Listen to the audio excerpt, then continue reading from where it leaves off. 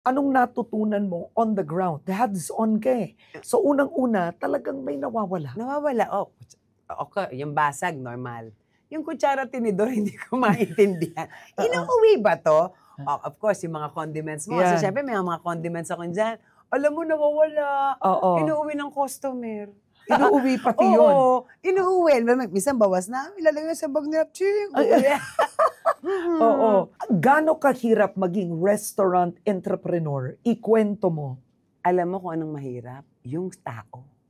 Yung empleyado, yun ang pinakamahirap. Pinakamahirap yung empleyado. Pinakamahirap yung mga entitled na customer.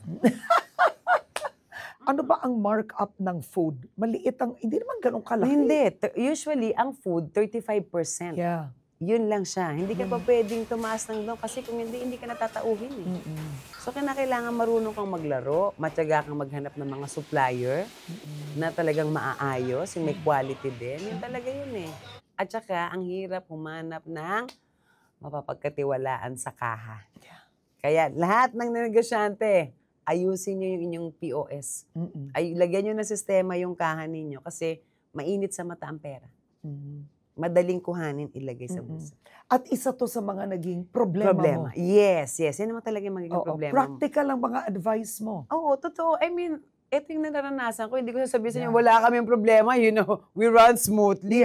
Hindi totoo! Hindi totoo! Diyos me. Diyos mio, Ibarra. A sense of Philippines.